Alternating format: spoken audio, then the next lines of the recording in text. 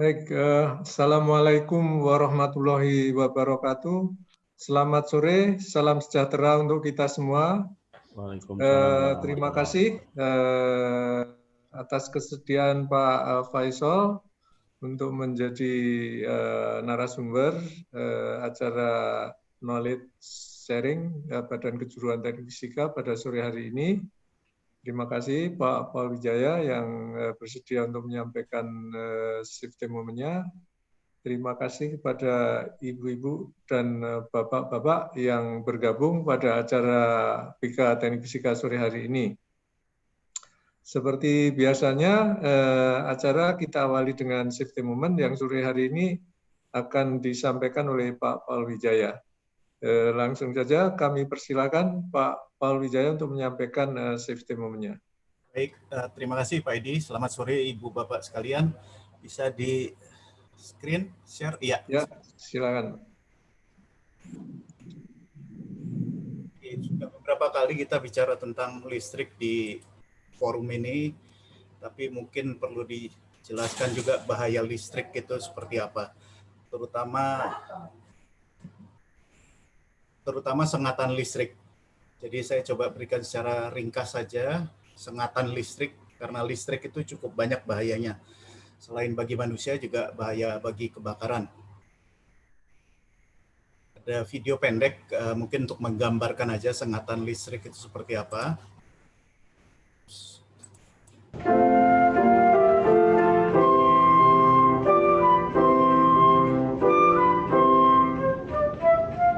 Oh, this is a typical, we call these extension cord outlets. They're very simple. You get an extension cord and you put it into an electrical outlet, you fasten it to the wall, and you get it just enough so you can plug it into another outlet. Just don't get, wait, hang on, let's fix this.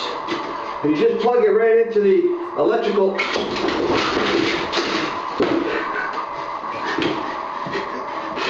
Ya, jadi itu menggambarkan aja sengatan listrik itu tingkatnya bisa bermacam-macam, dan kejadian kecelakaan melibatkan listrik itu merupakan 10 besar, masuk ke dalam 10 besar dalam kecelakaan di industri. Dan sengatan listrik ini bisa membunuh, berbahaya, jadi bisa menyebabkan orang meninggal. Dan penyebabnya macam-macam, bisa dari memang koneksi listriknya yang memang buruk atau peralatan listriknya yang buruk. Gambar di bawah ini menunjukkan cukup banyak industri yang punya instalasi listrik yang mirip-mirip kayak begini gitu. Kemudian kurangnya kesadaran dan pemahaman orang tentang bahaya listrik. Juga prosedur isolasi, jadi sebelum bekerja dengan peralatan listrik, kita harus menggunakan prosedur isolasi. Kalau tidak bisa menggunakan prosedur isolasi, maka menggunakan pelindung diri dan prosedur lain yang sangat ketat. Dan juga grounding.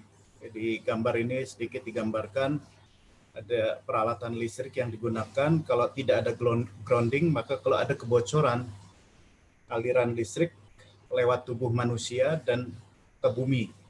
Sementara kalau ada grounding, maka akan dialirkan lewat grounding dan manusia tetap aman. Yang membahayakan itu adalah arus listriknya, ampernya yang membahayakan, dan itu secara umum mengikuti hukum Ohm. Tegangan sama dengan arus kali resistan. Resistan tubuh manusia kalau kering, kulitnya kering itu bisa sampai 100.000 ohm. Dari ujung tangan sampai ke ujung kaki, kalau basah bisa turun sampai 1000 ohm. Dan kerusakannya sangat tergantung pada tadi arus, resistansi dari tubuh manusia, lamanya kontak, dan jalurnya. Jadi ini secara singkat saja diberikan. Kalau arus DC, ini batasannya, dan ini cedera yang ditimbulkan atau kondisi yang ditimbulkan sebelah kiri. Sementara AC 60 Hz, kebetulan ini dari Amerika, jadi pakai 60 Hz, ini batas-batasnya. Dan frekuensi tinggi juga ada 10 kHz. Kita ambil yang umum aja antara DC atau 60 Hz. Seperti tadi dilihat di gambar, kasus pertama dia masih bisa melepaskan tangan secara refleks. Jadi itu masuk ke baris ketiga ini sakit, tapi dia masih bisa mengendalikan ototnya. Sementara gambar kasus kedua tadi dia kena sengatan listrik dan dia agak susah untuk melepaskan kontaknya dengan peralatan listrik tersebut karena arusnya memang lebih tinggi. Dan seterusnya sampai ke bawah, kesulitan bernafas dan sampai bisa timbul fibrilasi. Ini fibrilasi ini seperti ini. Jadi bagian kanan itu jantung manusia secara normal berdenyut setiap menit itu 60 sampai 80 kali manusia normal, manusia sehat. Pada saat terjadi fibrilasi, terkena sengatan listrik tadi, maka otot-otot jantungnya menjadi tidak terkendali. Dan jantungnya memompa secara tidak beraturan dan tekanannya mungkin tidak bisa sampai ke organ-organ vital dan otak dan orang bisa meninggal. Jadi ini penyebab utama orang bisa meninggal karena sengatan listrik. Dan juga jalurnya. Yang utama harus dihindari itu jalur yang melewati jantung. Itu jantung dulu yang kita harus jaga. Kalau luka yang lain masih bisa masuk kategori luka bakar. Tapi kalau jantung tadi fibrilasi dan orang bisa meninggal. Sementara batasannya yang lebih detail, tadi hanya diberikan secara singkat saja. Kalau lebih rinci itu diberikan di kurva ini. AC1 itu tidak terasa, sengatan kecil aja.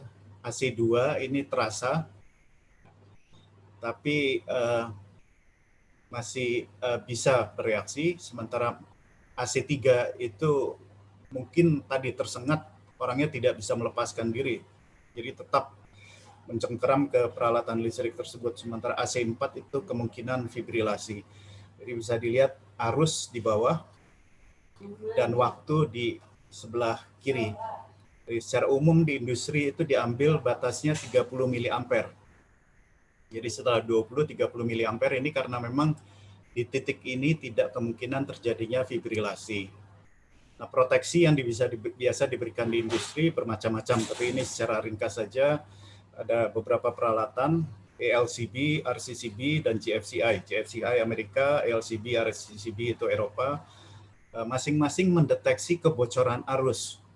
Kalau di gambar ini diberikan jalur merah itu listrik yang bertegangan dan kembali ke netral.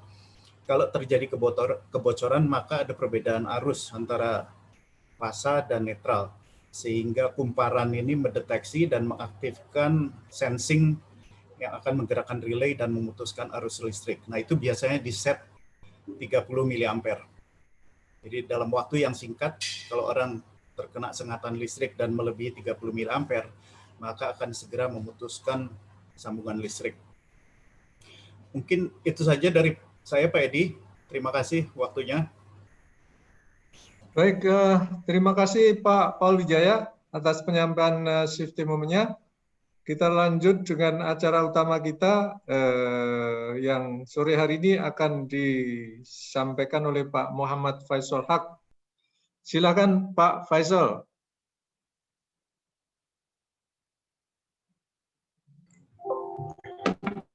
Baik, terima kasih Pak Edi. Selamat sore Bapak-Bapak semuanya. Assalamualaikum warahmatullahi wabarakatuh. Waalaikumsalam warahmatullahi wabarakatuh.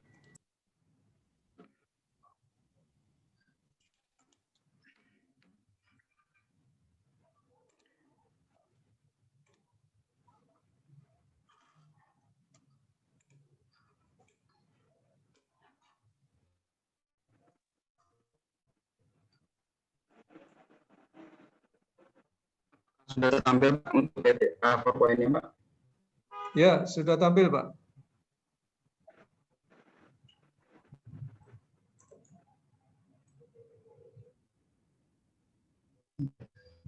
Bismillahirrahmanirrahim. Assalamualaikum warahmatullahi wabarakatuh. Selamat sore Bapak Ibu sekalian. Jadi ini izinkan saya untuk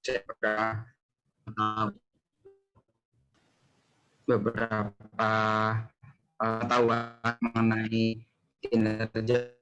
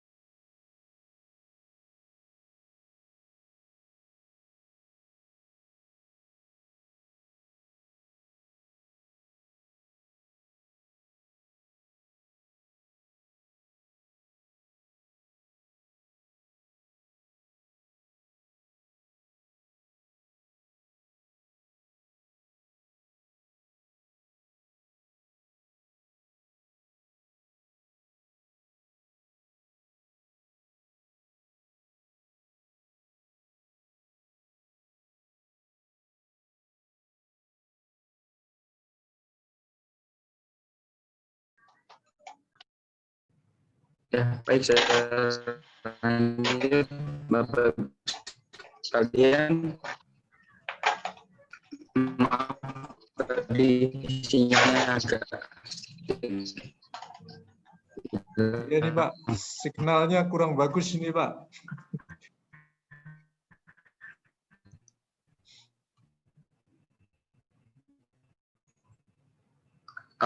saya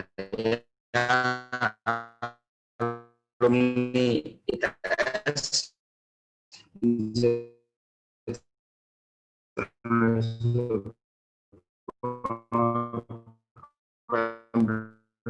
Surabaya angkatan 2008.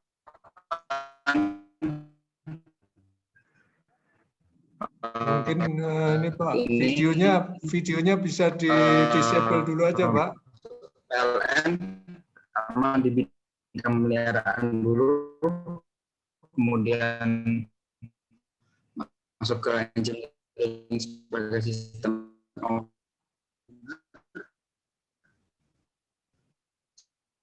Setelah itu bagaimana sebagai untuk evaluasi dan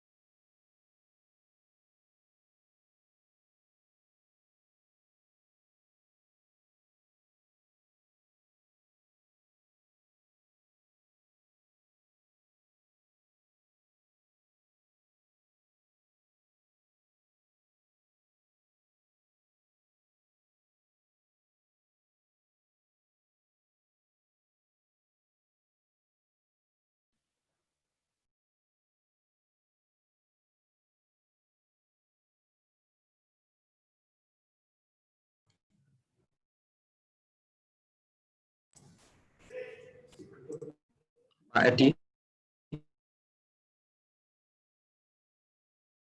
apakah sudah tertampil Pak Edi?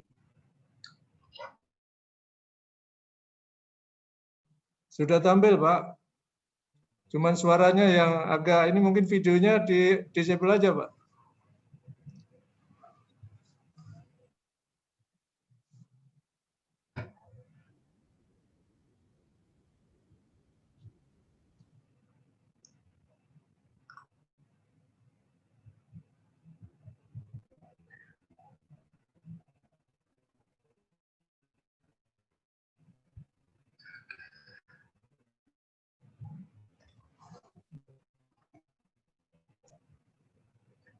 Baik, yang akan saya share di sini adalah mengenai kenapa harus kinerja pembangkit dan apa pentingnya kinerja pembangkit, kemudian apa saja yang menjadi acuan untuk pembangkit listrik, bagaimana menilai kinerjanya, bagaimana deklarasi kondisi pembangkit, indeks. Jadi kenapa harus tahu, kenapa harus paham? Yang pertama memang ini penting untuk mengetahui posisi perusahaan, berada di manakah kita di antara perusahaan lain yang sejenis, di antara PLTU yang sama, atau mungkin di antara IPP, PLN dan IPP, atau mungkin kita ngomongin se-Asia Tenggara, atau mungkin se-Asia dan mungkin seluruh dunia. Kemudian untuk evaluasi dan improve-nya, ini memang membutuhkan tools untuk membuat program perbaikan dan pengembangannya. Dan juga ini adalah bagian dari kinerja organisasi yang dinilai oleh korporasi. Jadi sebagai penilaian organisasi dan untuk penilaian individu juga. Acuan pembangkit yang pertama,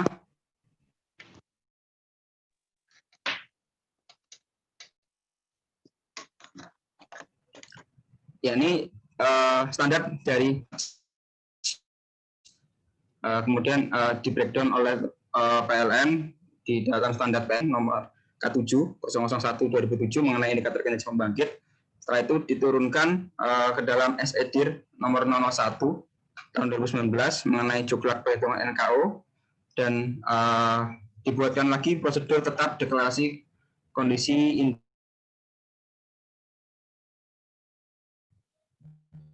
indeks kinerja pembangkit. Ini per regional, biasanya ada yang Jawa Bali sesuai dengan kebutuhan sistem. Nah, ini yang di tempat kerja saya yang saya dapatkan, ini di DKIKP untuk Sumatera tahun 2018. Ini untuk GATS dari data reporting instruction yang dikeluarkan oleh NAS, dan ada juga IEEE standar untuk pendefinisian dan reporting electric generating unit mengenai reliability, availability, dan productivity-nya. Kemudian ini standar PLN-nya yang diterjemahkan dari GATS tadi oleh teman-teman PLN sebagai standar indikator kinerja pembangkit. Kemudian ruang lingkupnya dan tujuannya sebenarnya untuk pedoman tetap bagi perhitungan IKP di lingkungan PT PLN Persero dan seluruh perusahaan pemilik dengan PT, baik itu IPP atau mungkin anak-anak perusahaan yang lain. Surat edarannya, jadi bagaimana petunjuk nilai kinerja organisasinya dan bagaimana pembangkit listrik terkuantifikasi masalah kinerja.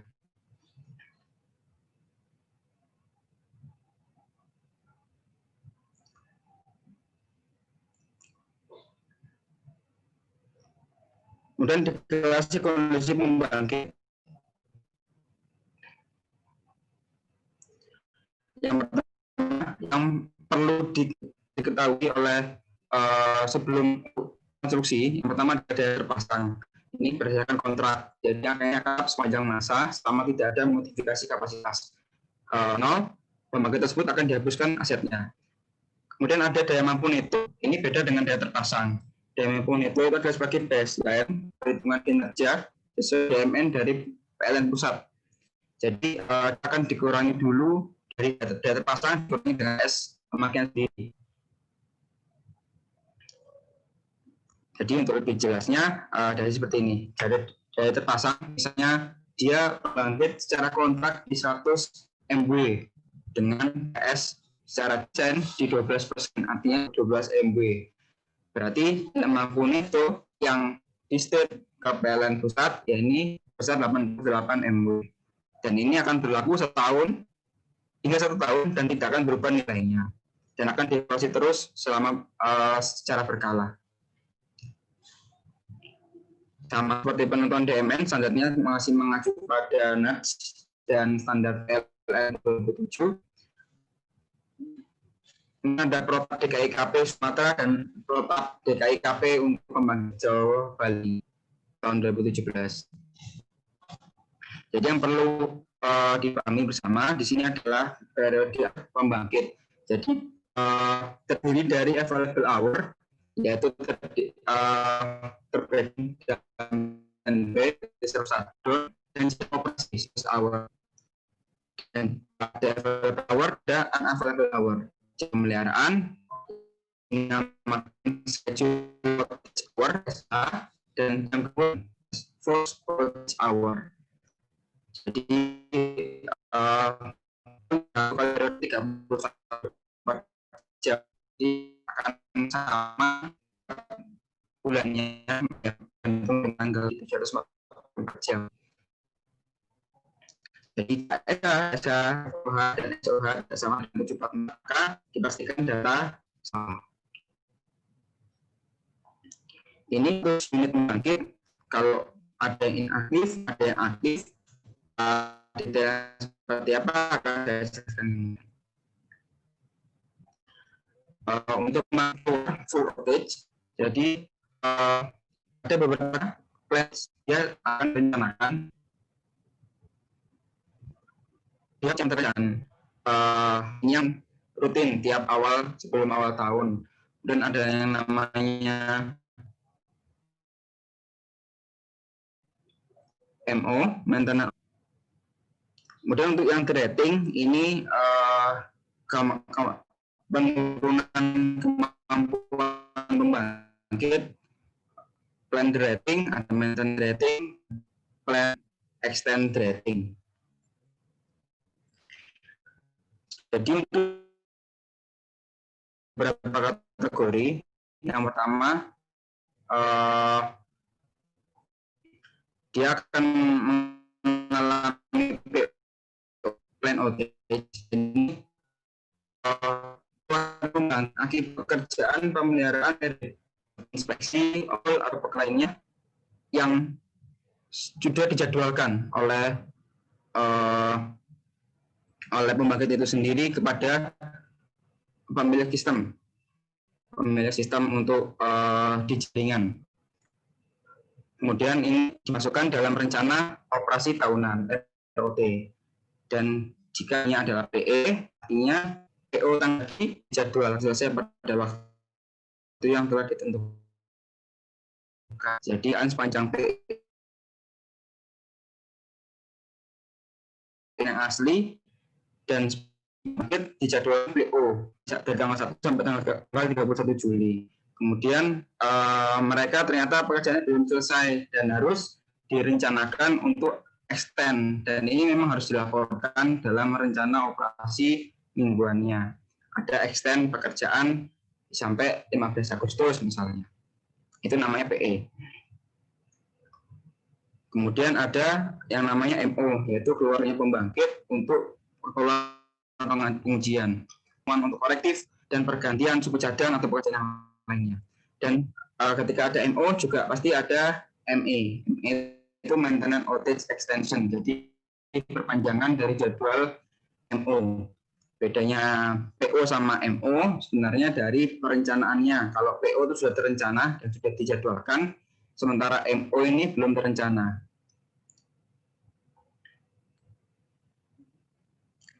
Dan jam outage ini sangat mempengaruhi dari penilaian SOH, schedule outage hour, baik itu PO atau dia extend atau mungkin dia MO dan dia akan extend, itu akan masuk ke jam SOH.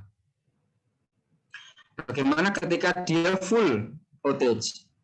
Full outage, dia full outage, misalnya statusnya adalah FO. FO ini adalah force outage. Ya ini dia emergency, dibutuhkan keluar dari sistem akibat ada gangguan yang tidak bisa diantisipasi sebelumnya.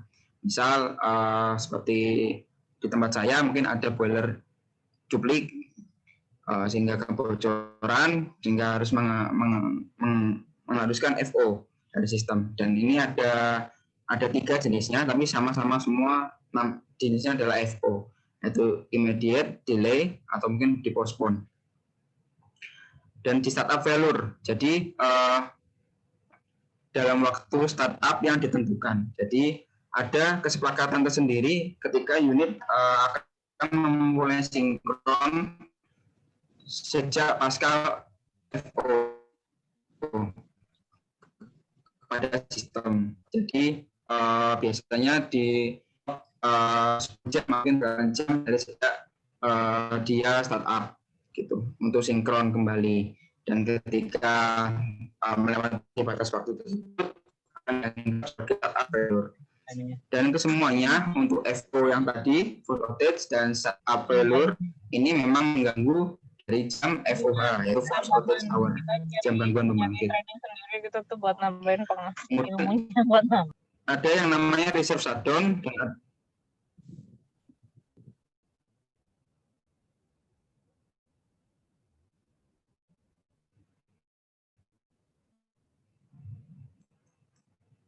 ada yang namanya service hour. Jadi ini penerimaan rating. Jadi rating ini adalah apabila dari unit tersebut kurang dari DMN. Misal tadi yang saya contohkan DMN-nya ada di 82, batas 2% dari DMN. Ketika unit tidak bisa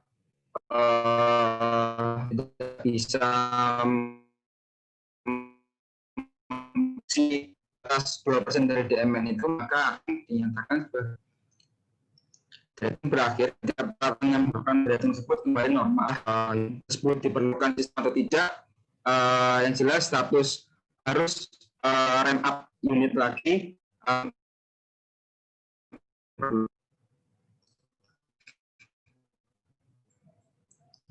Kemudian ada yang dinamakan tenant rating.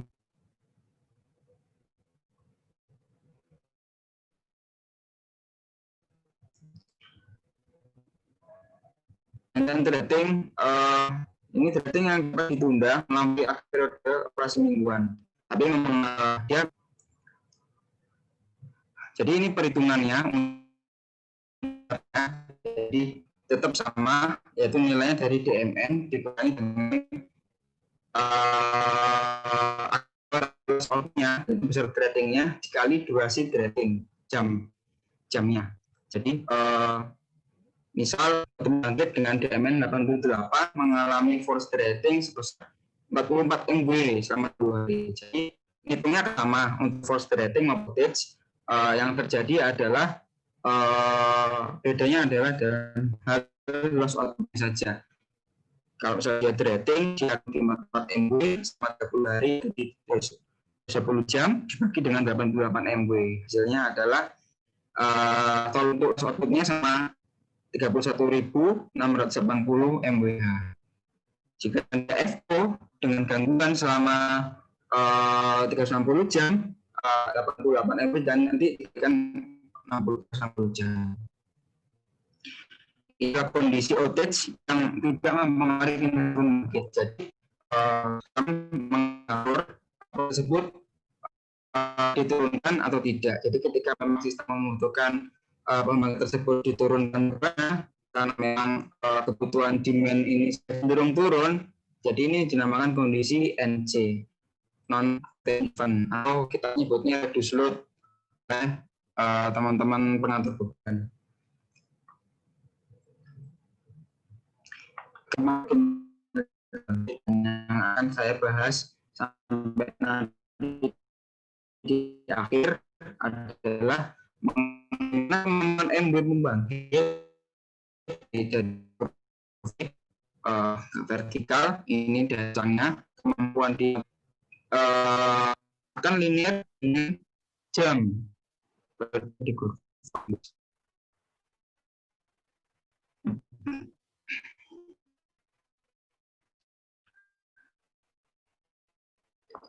Jadi sekarang kita indeks berhubungan dengan bisnis pembangkit sebelumnya.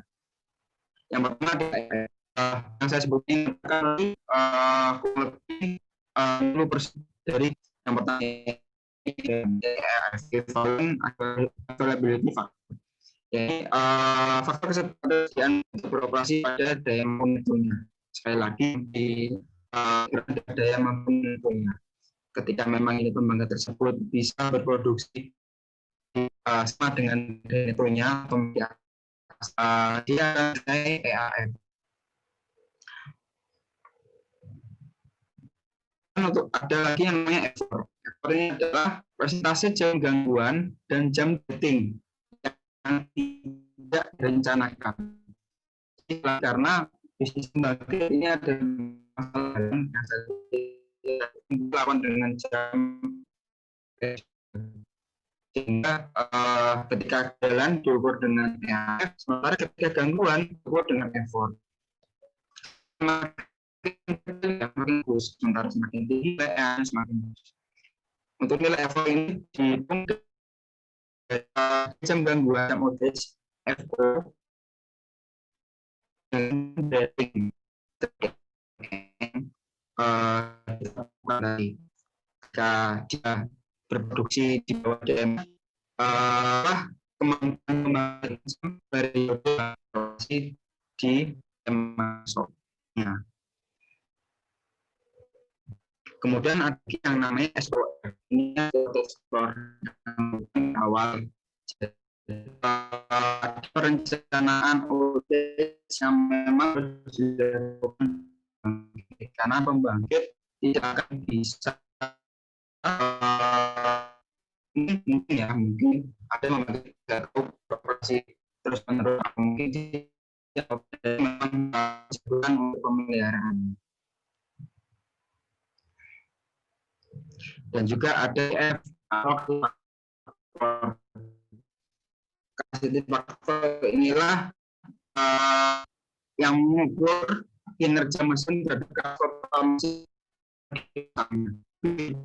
dan CF. Ini kalau EAF itu ngomongin berhubungan dengan DMN, sementara CF itu ada dia karena dia statusnya ternyata RSH itu reserve hour. Jadi dia tidak dibutuhkan dia punya order yang kalah dengan yang biaya paling murah, dia akan dioperasikan nanti menunggu saat bulan puncak. Itulah yang dinamakan RSH. Tapi dia mengganggu nilai EAF itu, tapi akan sangat mengganggu nilai CF karena CF adalah kemampuan terhadap daya terpanggung. Itu yang bagus adalah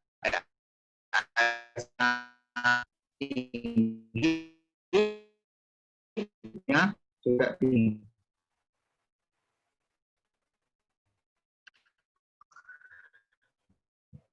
Untuk pemakaian sendiri, jadi penting pemakaian sendiri di analisa kinerjanya kami. Dari awal konstruksi unit tersebut beroperasi selama 5 tahun, 10 tahun kan terjadi peningkatan sendiri, dan itulah mengaruhi sok unit, misal penggunaan fan atau mungkin penggunaan pompa dan lain sebagainya. Itulah yang masuk dalam step pembangkit pemakaian sendiri. Kontrak pembangkit anggapnya TUX yang 12 MW dan horsepower consumption-nya dia secara kontrak 11,5 tapi bisa menghasilkan 9,9. Yang dipakai yang mana untuk PS-nya? Jelas yang dipakai Romantes. Jadi biasanya unit PS pembangkit harus kecil daripada nilai garansi. Jadi nilai realisasinya lebih kecil daripada nilai kontraknya. Jadi pada saat commissioning itu yang tidak berkaitan dengan pengujian biasanya di lampu-lampu jalan biasanya dimatikan. Tujuannya itu agar tidak menambah nilai overhead. Jadi yang make sense untuk dilakukan untuk jadikan sebagai PS ini sesuai dengan sudah 1,5 MW. Kemudian yang paling penting adalah efisiensi di dalam ikan atau diukur dengan namanya atau tara kalor neto. Jadi ini adalah nilai efisiensi pemakaian bahan bakar dikonversi ke dalam nilai kalori yang dibutuhkan untuk pembangkitan produksi netonya. Jadi ada beberapa pembangkit yang menggunakan dual fuel atau mungkin pembangkit akan menggunakan batu bara, tapi untuk pembangkit utamanya menggunakan HSD misalnya, dan itulah yang akan mempengaruhi promosi kinerja. Ini adalah perhitungan secara input output, bukan yang sesuai dengan ASME itu. Jadi yang yang full mengukur bagaimana kemampuan boiler atau mungkin turbin yang ini dari penggunaan input dari pemakaian bahan bakar dengan outputnya, yaitu produksi netonya.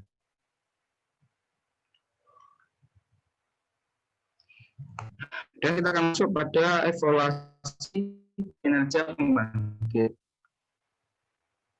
Seperti yang tadi yang saya sampaikan, bisnis dari power plant sangat dalam. Bagaimana dia bisa meningkatkan MW produksi listrik dengan jam periode maksimal. Dibatasi oleh jadwal-jadwal untuk mengalami PO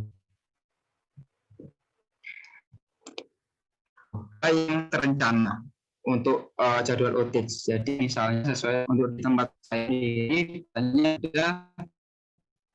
ada rutin mengadakan tiap bulan.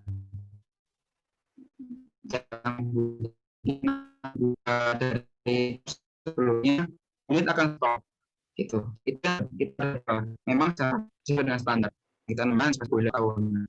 Itu yang memang sudah terjadwal di seluruh jenis pembangkit jadwal PO. Belum lagi bagaimana kita menghadapi FO dari gangguan yang tidak terduga, misalnya tiba-tiba sistem blackout atau bagaimana tiba-tiba ada di boiler jadi pecah cut, atau bagaimana tiba-tiba pompa BFP tidak bisa beroperasi. Itu yang memang tidak bisa diprediksi, tapi dibutuhkan stop untuk prognosa kinerja pembangkit. Selain itu ada OH. Dan ini ada lagi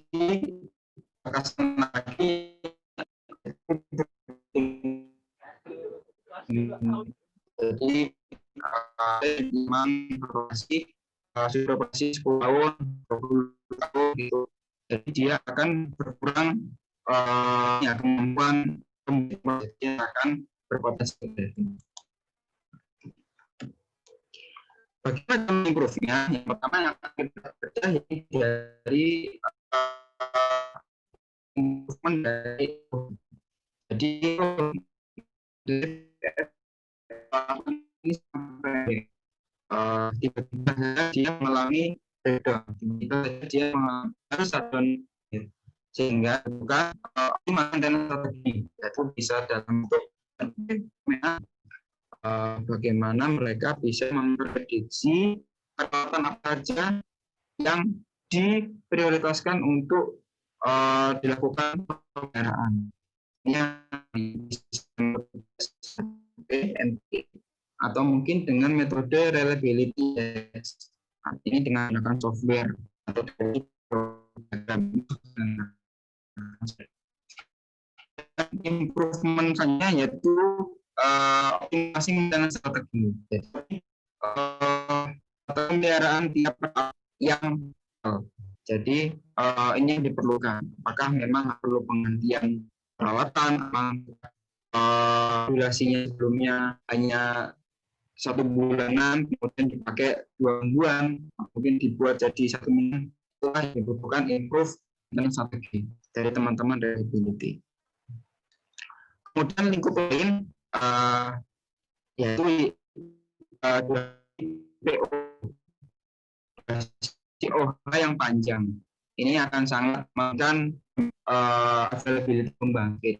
Ya, ini perlu identifikasi skutan dan juga dengan yaitu dengan RTR yang panjang. RTR panjang ini biasanya memang karena masalah perlakuan atau mungkin kesalahan material bisa untuk yang lebih panjang, mendorong jam periode ini menjadi lebih kecil, jadi sehingga teman-teman untuk dilakukan dengan vision monitoring, jangan melakukan operasi atau menggunakan grafik, yang bisa PSA, sehingga wellness dari masing-masing peralatan, masing-masing equipment yang ada di pembantu tersebut. Yang akan jadi monitoring teman-teman engineering dalam melakukan polanya. Kemudian compliant rendah, jadi memang ada potensi compliant rendah. Compliant itu adalah dari struktur BPC, jadi kepada mungkin dari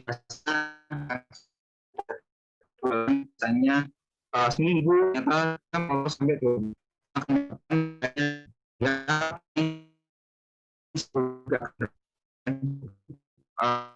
jadi project plan, jadi selama waktu 1 tahun dibeda menjadi schedule 4 mingguan yang sesuai dengan rating dari masing-masing. Dan untuk mengoptimasi work order job plan ini memang menggunakan CMS, manajemen sistem. Di sini kami pakai Maximo, jadi bisa menginput dari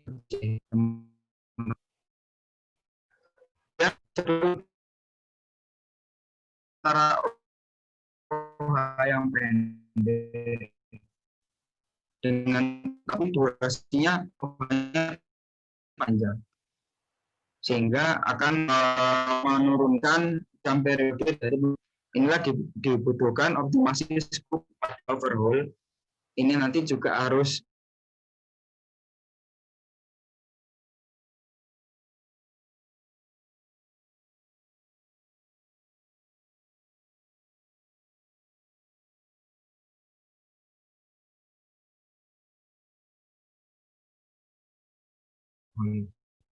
ini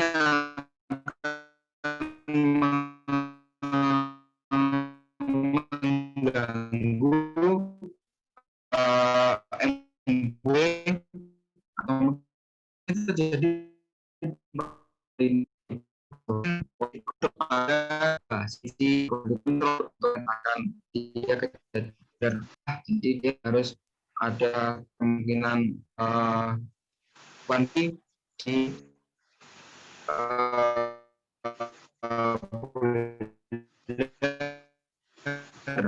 atau mungkin di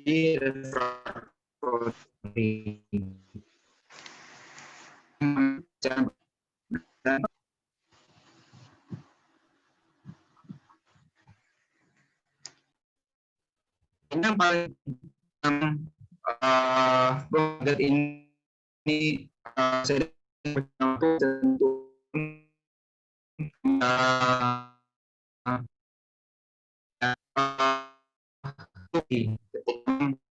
tapi jamnya terlalu lama, jadi dia cenderung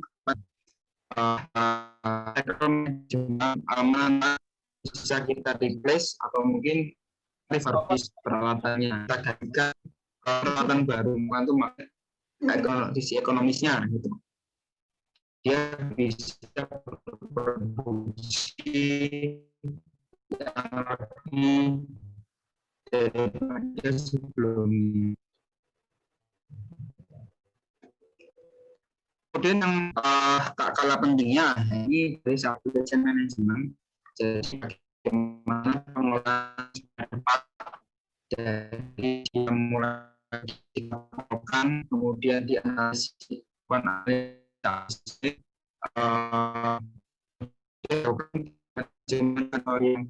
jadi ya peralatan yang memang untuk pemeliharaan atau mungkin dia peralatan bisa kemudian dengan baik, jadi bisa menekan nilai dari branding motor yang tadi saya sebutkan.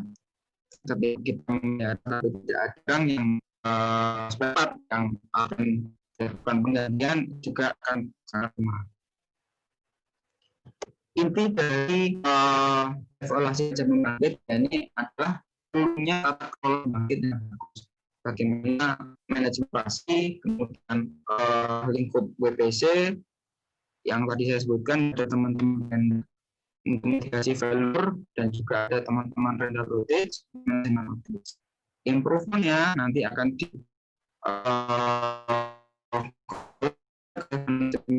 kinerja untuk continue improvement. Itu opportunity bagaimana apakah tahun atau mungkin 2 tahun lagi apa saja yang akan dilakukan untuk peningkatan keandalan unit dan juga peningkatan efisiensi. Beberapa operasi ini kinerja, ini risk management, kemudian ada condition, berhubungan langsung dengan teman-teman jalan dari life cycle engineering yang nanti akan improve untuk meningkatkan keandalan ini. Demikian sharing saya pada sore hari ini. Kembalikan lagi ke Pak Edi. Terima kasih. Baik, Pak Faisal, terima kasih Pak. Cuman ini pada mengeluh nih, suaranya putus-putus nih tadi Pak. Oke, kita lanjutkan ini ya dengan pertanyaan. Ya Pak. Ini pertama nih dari Pak Amir. Dari Pak Amir ya. Salam Pak Faisal. Salah satu parameter untuk melihat kinerja pembangkit adalah equivalent force outage rate (EFOR) dan internal power consumption (PS). Pertanyaan saya adalah berapa nilai persentase maksimum dari kedua parameter tersebut untuk dikatakan bahwa kinerja pembangkit kita bagus, dan di mana bisa kami lihat sumber referensi standarnya. Thanks.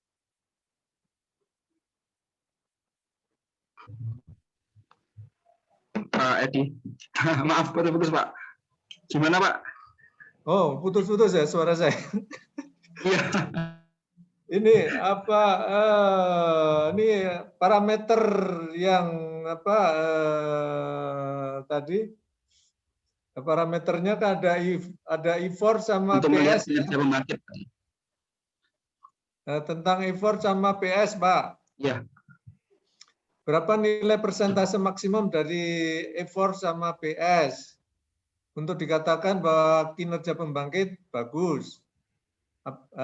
Bisa dilihat di mana referensinya? Terima kasih.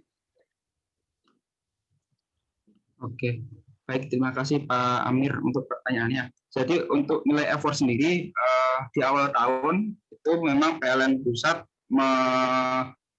menetapkan target effort untuk capaian dari masing-masing pembangkit. Saya share screen dulu sebentar.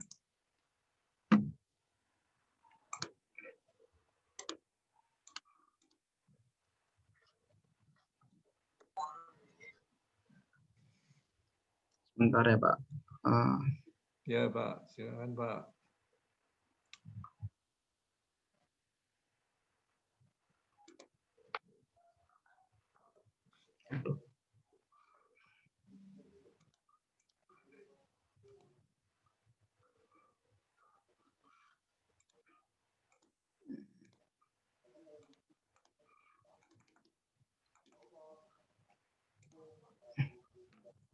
Ini saya nggak bisa share screen ya Pak. Oh sebentar Pak. Ini ya coba Pak, coba lagi Pak.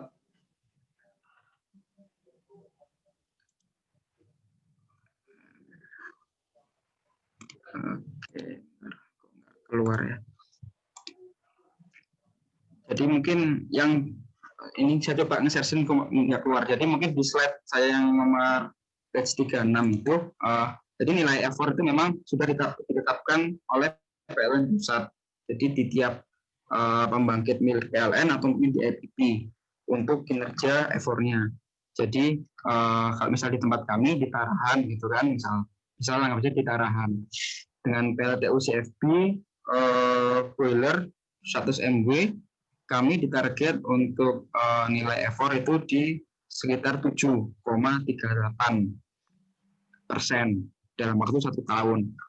Jadi itu yang jadi target kami kinerja dalam waktu 1 tahun.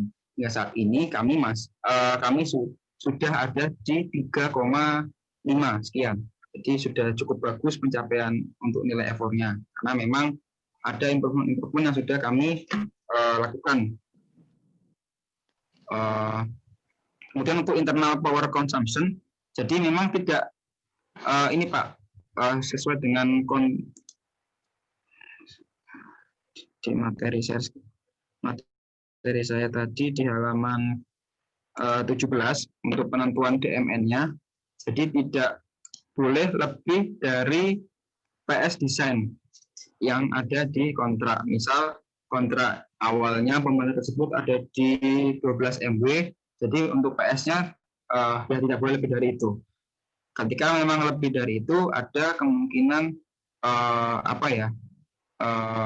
captive power atau mungkin daya yang tidak terbangkitkan oleh pembangkit. Dan dia menggunakan konsumsi listrik yang cukup tinggi sehingga akan berpengaruh pada MW yang dihasilkan. Jadi itu yang memang harus dianalisa. Jadi baseline saat commissioning itu memang sangat penting untuk dilakukan monitoring. Gitu untuk pertanyaan Pak Amir.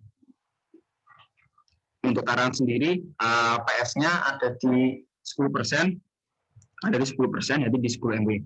Gitu.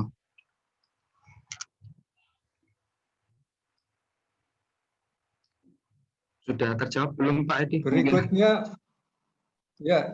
Nanti kalau mungkin perlu diklarifikasi lagi, silakan langsung saja ya, Pak Amir.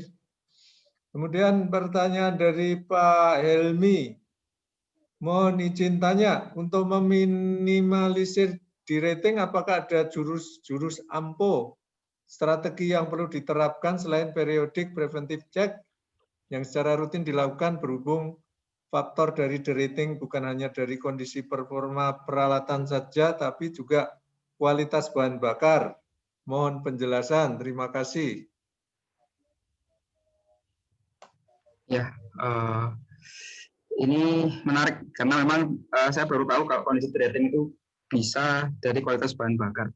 Karena untuk Taran sendiri kami menggunakan coal silo untuk penyimpanan bahan bakarnya. Jadi untuk pemasokannya memang sudah bisnis to bisnis lah dengan PT Bukit Asam gitu. Jadi memang tidak ada potensi derating unit dari kualitas bahan bakarnya. Tapi kalau memang ada potensi tersebut, mungkin dari sisi supplier, Pak, mungkin dia karena mungkin bahan bakar batu bara dia ada di multi supplier gitu kan, suppliernya banyak, mungkin ada supplier lokal atau mungkin supplier dari luar daerah juga. Jadi itu yang memang harus dianalisa lagi bagaimana supplier manajemennya untuk batu baranya. Selain itu karena dia multi supplier berarti ada pengecekan kualitas batu bara yang memang harus dilakukan, visual check. Jadi seperti mungkin di PLTU, salah satu PLTU yang saya tahu, dia multi supplier juga, dia dilakukan visual check dari masing-masing supplier tersebut. Jadi ada mungkin didapati batu-batuan gitu Pak ya, dari batu bara. Jadi tidak murni semua batu bara, ternyata dia ada yang batu benar-benar batu keras gitu. Jadi itulah yang memang harus dilakukan analisa suppliernya dan visual check saat penerimaan batu bara di goliatnya. Itu Pak Edi mungkin untuk penjelasannya.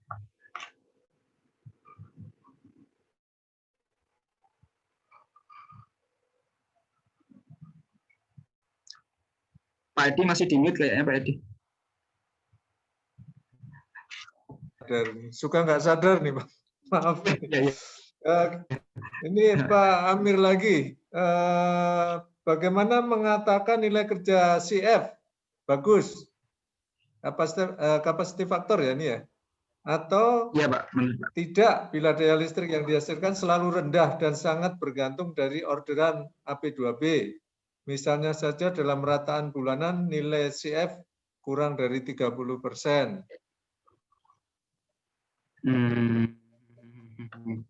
Biasanya memang kalau nilai CF ini ya seperti yang saya sampaikan, dia sesuai dengan merit order dari teman-teman pengatur beban gitu. Jadi dinilai mungkin pembangkit kita cenderung lebih mahal Pak, atau mungkin lebih boros dalam MW rupiah per kWh kalau hitungnya teman-teman dispatch itu dia rupiah per kWh-nya gitu. Jadi sebenarnya makanya untuk kinerja pembangkit biasanya nilai CF untuk PLTU ini tidak ditargetkan Pak, seperti keandalan di EAF gitu. Karena ya itu tadi PLTU dengan PLTU yang mungkin 10 MB atau mungkin dia yang di bawah 5 MB gitu kan, dia cenderung mempunyai CF yang rendah gitu, karena rupiah per KWH-nya cenderung lebih boros gitu. Jadi tidak ada kalau kami sendiri biasanya nilai CF itu hanya diberikan pada pembangkit jenis PLTA atau mungkin pembangkit selain PLTU. Jadi yang PLTA untuk nilai CF-nya. Tapi saya rasa cukup kecil untuk nilai CF rataan bulanan di bawah 30%. Tapi mungkin nanti bisa diskusi lagi. Menarik sih Pak, kalau misalnya memang CF-nya di bawah 30%. Baik, masih Pak Amir ya. Kalau boleh tahu PLTU Tarahan ini oleh PLN apakah ditempatkan sebagai base load, load follower, atau picker? Base load Pak, kami untuk PLTU Tarahan. Jadi memang di subsistem Lampung sendiri, PLTU Tarahan sangat dibutuhkan oleh sistem. Jadi memang kami ditempatkan di base load untuk subsistem Sumatera bagian selatan ya Pak. Seperti itu.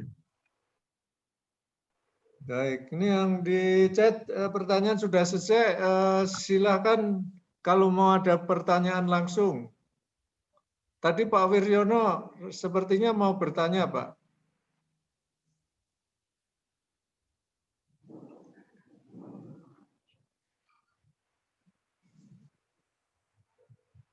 Sambil, ini Pak Bahrum mau bertanya Pak. Nunjuk angkat tangan.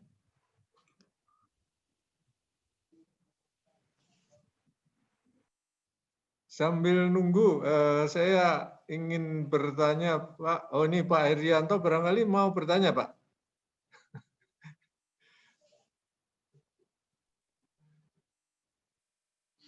Sambil nunggu ya, mungkin saya ingin ya, oh ya silakan Pak Herianto. Bukan, sementara tidak, silakan dulu saya. Oh, sementara tidak. Oke. Ya. Saya mau bertanya nih Pak. Pertama ini tentang itu Pak, yang saya tanya lewat WA ini Pak. Tentang tadi juga di slide ada ya, disinggung ya.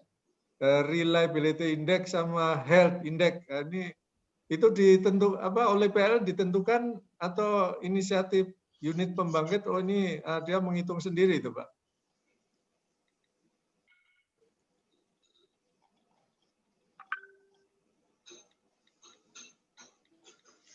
Maaf Pak Edi, pertanyaannya saya kurang dengar jelas. Ya, ini kan ada di unit pembangkit itu suka ada mereka melihat kondisi keandalannya sama kesehatan unit.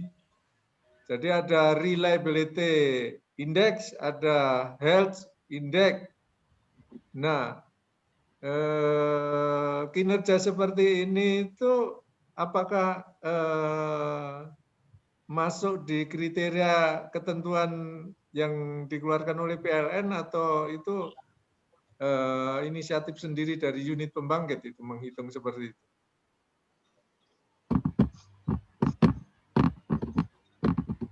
Baik pertanyaannya. Jadi untuk perhitungan ada atau mungkin reliability block diagram kita carikan untuk kinerja pembangkit Pak. Tapi memang berasal dari inisiatif unit pembangkit masing-masing. Bagaimana mereka, karena kan itu kan dengan ini berhabilitasasi peralatan mana, equipment mana yang memang diprioritaskan untuk dipelihara. Ibaratnya 100 MW ini ada sekitar 6.000 aset yang kami sudah golongkan, yang sudah kami bagi-bagi gitu kan Pak. Jadi 6.000 tersebut tidak bisa kami lakukan pemeliharaan semuanya. Ada yang jadi kami harus melakukan yang namanya prioritisasi.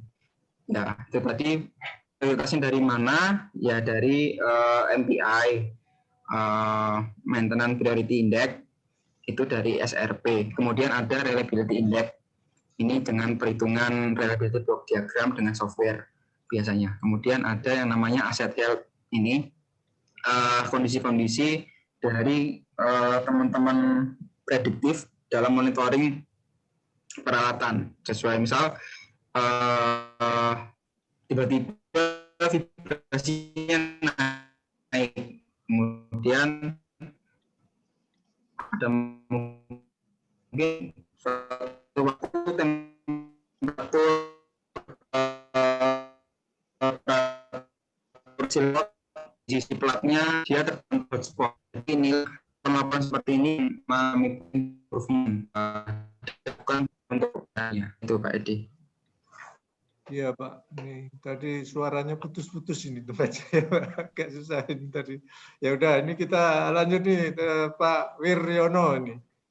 Selain MTTR untuk menghitung keandalan pembangkit, apa saja ya Pak?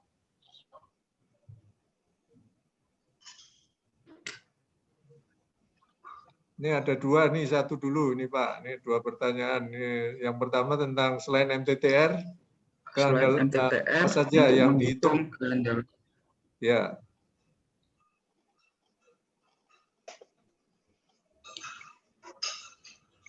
Bentar, Pak. Ya, silakan. Pak, saya screen dulu. Tadi nggak usah Pak, saya screen. Ya.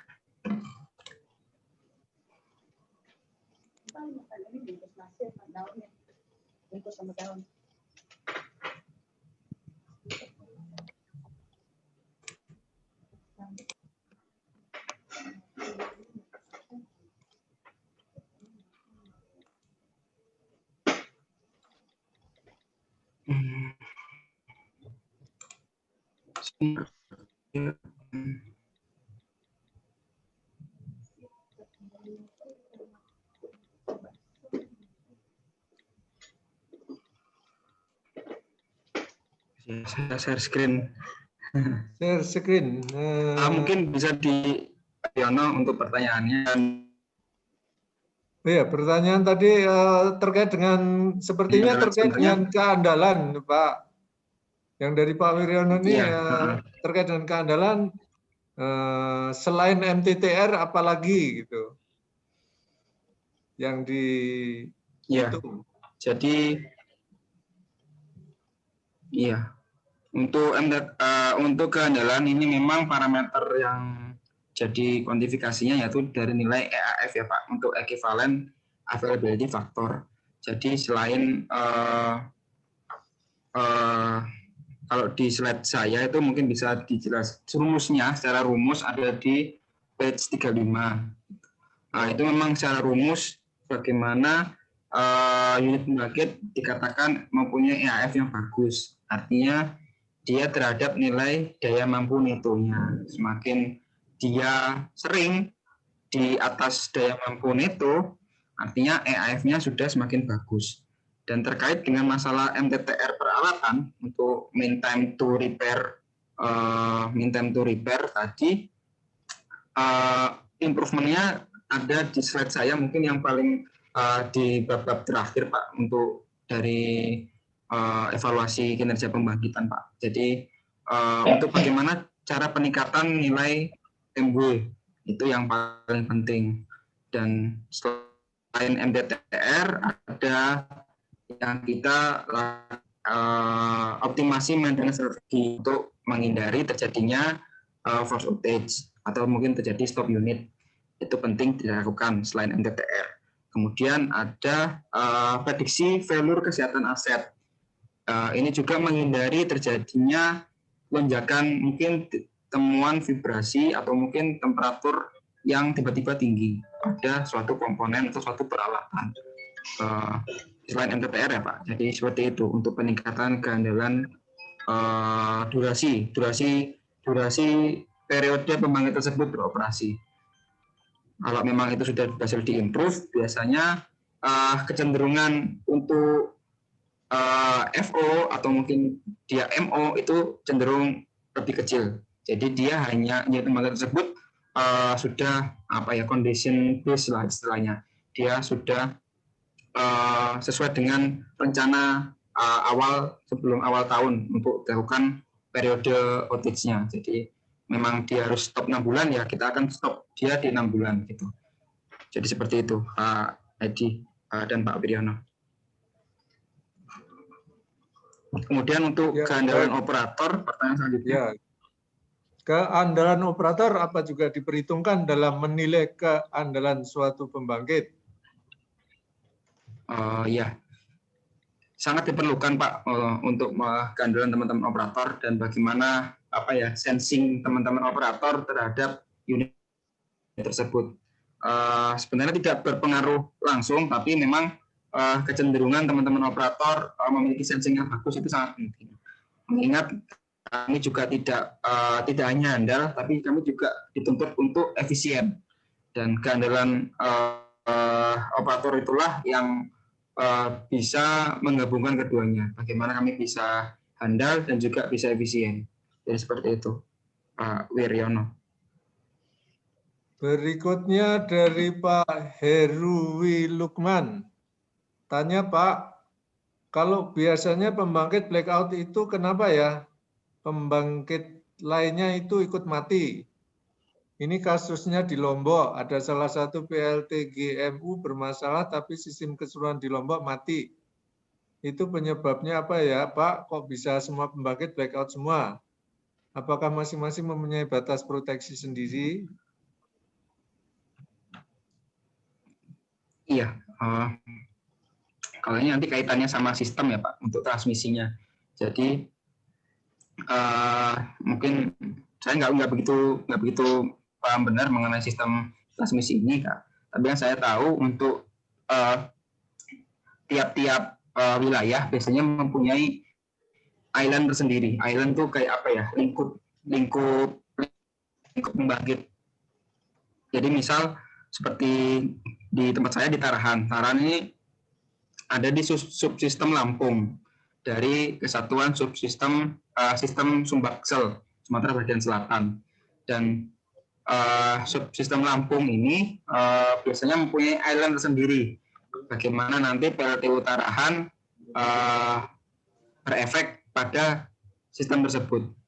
Gitu. Jadi biasanya kalau misalnya sistemnya sendiri tidak siap atau mungkin tiba-tiba mati, misalnya gangguan pohon tumbang atau mungkin ada gangguan bencana atau ada petir apa itu artinya kan sistemnya tidak siap untuk dilakukan transmisi oleh pembangkit. Jadi seperti itu. Jadi sehingga bisa blackout semua. Potensinya memang seperti itu. Jadi pembangkit tiba-tiba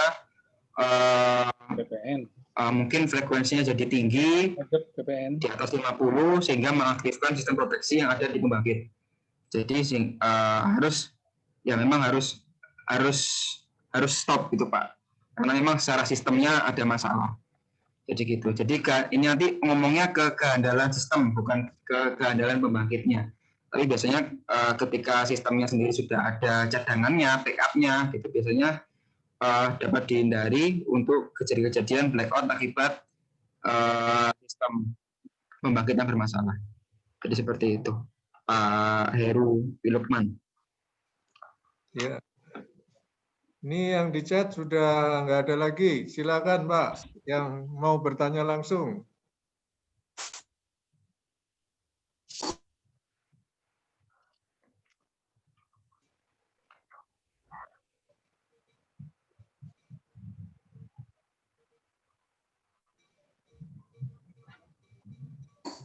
Mungkin sambil menunggu saya tanya Pak Faisal, itu apa Pak. Kinerja tiap unit pembangkit itu dimonitor sama tadi ya pusat pengatur beban atau apa itu ya Pak ya? Iya Pak, benar Pak.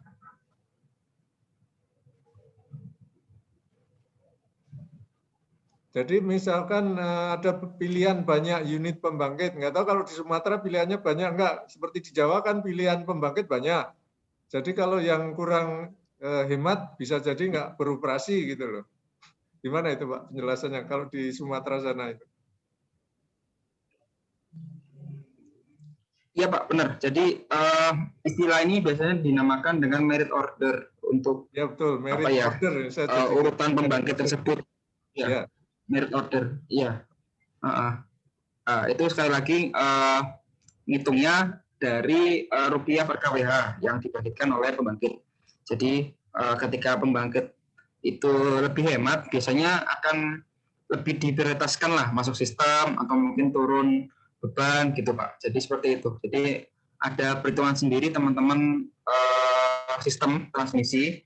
Kalau di Sumatera itu P3B pengatur beban itu Pak. Jadi mereka memang nilai kinerjanya yang berhubungan dengan pembangkit yaitu nilai efisiensi Pak yang sangat berpengaruh. Jadi ini ya, mereka akan iya Pak.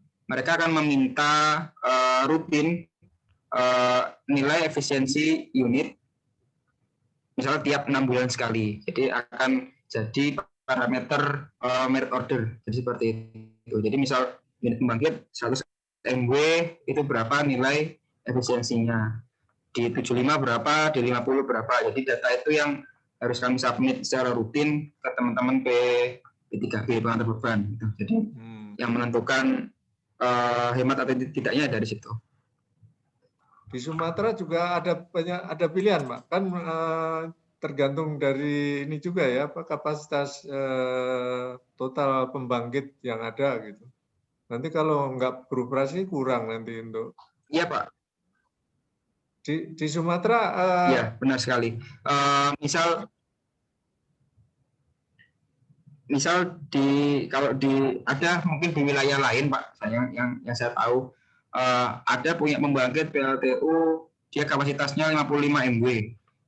Ada sejumlah 5 kalau nggak salah 5 kali 55 MW dan di masalah 2 tahun lalu sudah selesai dibangun pembangkit 2 kali 300 kalau nggak salah dan itu yang jadi apa ya yang 5 kali 55 MW tadi yang secara merit order dia mungkin akan di standby-kan. Jadi seperti itu. Karena kalah produksinya dengan yang 2 kali 300 tadi Pak. Gitu. Kalau misalnya MW-nya lebih besar, artinya rupiah per kWh-nya jadi lebih murah atau lebih hemat lah karena MW yang dihasilkan semakin besar. Sementara kalau MW yang cukup kecil gitu kan akan jadi cenderung lebih boros. Jadi seperti itu Pak kalau di Sumatera. Kalau jenis pembangkit berbeda kan RP per kWh beda ya Pak ya? Itu gimana itu? Korek Pak. Ya, RP per kWh-nya akan berbeda untuk tiap jenis pembangkitnya. Tapi biasanya kalau dia pembangkit thermal, ya perhitungannya sama dari nilai NPAR. Jadi seperti itu. Katakan ini PLTU sama PLTG, ya ini gimana Pak? Ini kalau ada 2, ini kan yang PLTG mungkin mahal sekali, gitu. Yang PLTU berapa ratus rupiah gitu kan per kWh-nya. Itu manajemen pengoperasiannya bagaimana itu kalau berbeda seperti itu? Ini saya kurang kapabel kalau misalnya harus ngomongin soal transmisi Pak. Ya. Nanti mungkin bisa saya sampaikan ke teman saya Pak untuk transmisi untuk sharing berikutnya. Oke, nanti pokoknya tanya ke Pak Faisal nih sharing berikutnya dari PLN nih, tolong temennya gitu ya. Silakan ya. Bapak, Ibu-ibu yang mau bertanya langsung ini, saya sambil ngisi aja lah ngobrol sama Pak Faisal ini.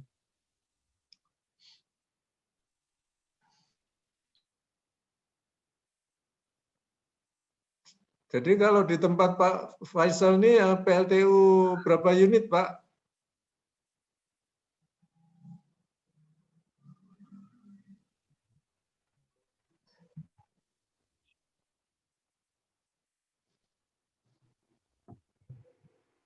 Oh, belum ada suaranya nih.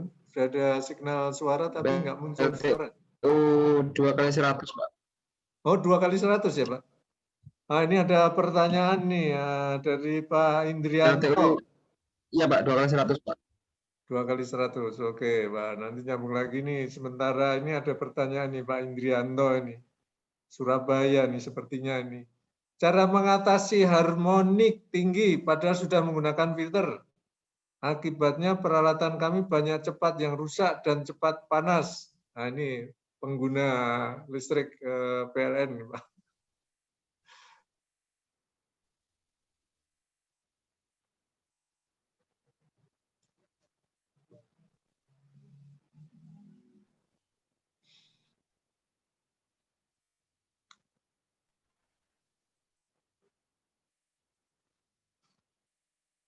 Belum muncul suaranya nih Pak Faisal.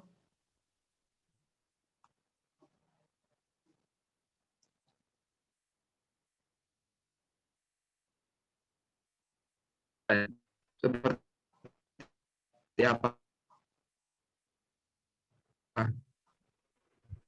Halo, halo.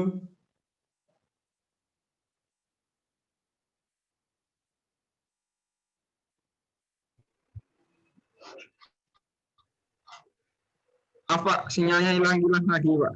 Oh ya, ini nanti pertanyaan berikutnya ada kaitannya nih Pak, lokasi.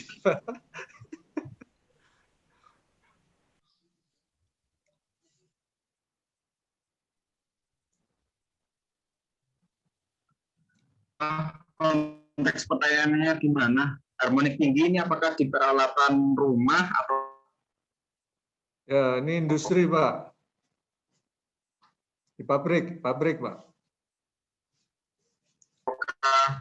Seperti apa ininya untuk? Oh ya, mungkin Pak Indrianto, coba gimana Pak? Silakan dijelaskan ini.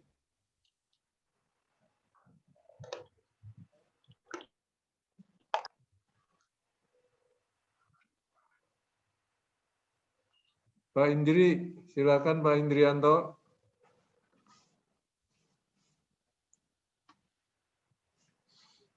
Sambil nunggu Pak Indrianto, nih Pak Bahrum ini menanyakan PLTU Tarahan di daerah mana Pak Faisal?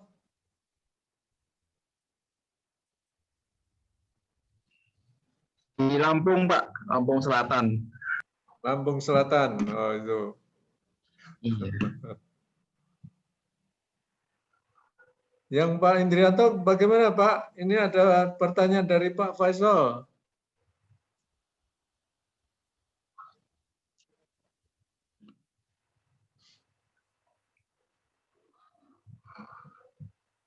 Sambil nunggu lagi Pak, tentang ini Pak, heat rate ini gimana Pak?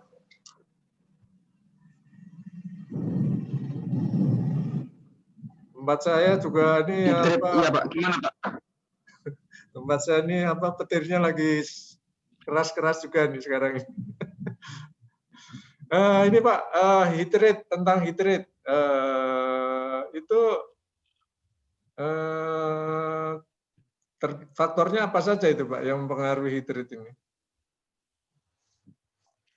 Kalau heat rate dari kinerja ini memang mengukur ini Pak, input output. Jadi bagaimana kualitas bahan bakar dari batu bara yang digunakan terhadap KWH produksinya gitu.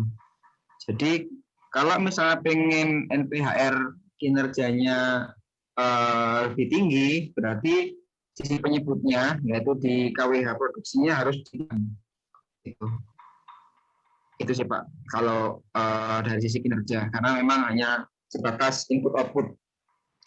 Dia tidak ngomongin masalah proses. Kalau misalnya kita secara ASME PTC itu dia kalau ada perhitungan sendiri untuk NPHR-nya untuk heat loss, perhitungan heat loss, NPHR secara heat loss. Jadi itu. Untuk bahasan NPHR ini kalau emang karena nggak cukup kalau misalnya harus 10 menit atau 15 menit itu memang harus apa ya, harus intens gitu untuk pembahasan NPHR. Oke.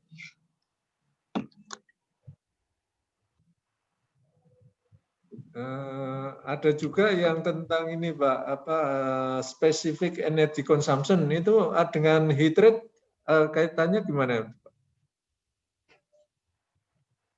Beda Pak. Kalau untuk energy consumption ini, energy consumption ini dari PS pemakaian sendiri. Tidak ngomongin heat rate. Kalau heat rate itu kan dari ini bagaimana analisa boilernya, gas buangnya seperti apa, temperatur di dalam furnace seperti apa. Jadi itu yang ngomongin apa ya, ngomongin ibaratnya penyerapan panas yang bagus yang ada di boiler. Nah, itu yang dikatakan dengan heat loss dari NPAR. Kalau sesuai dengan yang tadi, yang untuk rupiah per kWh tadi, itulah yang nilai heat loss, dipakai nilai heat loss. Jadi yang memang dari sisi penyerapan boilernya lebih bagus, sehingga akan menyebabkan rupiah per kWh-nya jadi lebih murah. Karena ibaratnya batu bara yang dimasukkan itu akan terbangkitkan semua Pak, gitu. Jadi akan terbangkitkan semua menjadi produksi listrik, gitu. Jadi tidak ada panas yang terbuang, gitu. Jadi itulah yang menyebabkan dalam masuk kategori NPAR-nya bagus, gitu. Ya. Ini ada pertanyaan nih dari Pak Abdul Rahman Basri. Penyebab tegangan listrik naik turun, tidak stabil, dan solusinya Pak. Nah, ini gimana ini? Ya. Ini sebenarnya ranahnya ke teman-teman kalian distribusi Pak. Jadi kalau naik turun gitu, biasanya memang secara kapasitas trafo di sekitarnya memang sudah tidak memadai lagi. Mungkin ada penambahan jalur baru atau mungkin ada aksi-aksi sporadis gitu yang tiba-tiba dicantolkan langsung ke listrik gitu. Jadi menyebabkan frekuensi di sekitar trafo tersebut naik turun. Jadi mungkin bisa dilaporkan saja Pak ke PLN 123 misalnya saya boleh saran, biar nanti langsung dicek. Karena kalaupun memang tidak ada losses, artinya memang kondisi trafonya yang memang butuh pemeliharaan. Jadi akan mungkin dipanggilkan gardu bergerak gitu yang kayak trafo mobile gitu Pak. Jadi dia bisa untuk cadangan trafonya. Jadi seperti itu solusinya. Berikutnya nih dari Pak Amir lagi nih Pak. Untuk kondisi existing sekarang kontrak PLTU Tarahan untuk availability faktor AF berapa persen?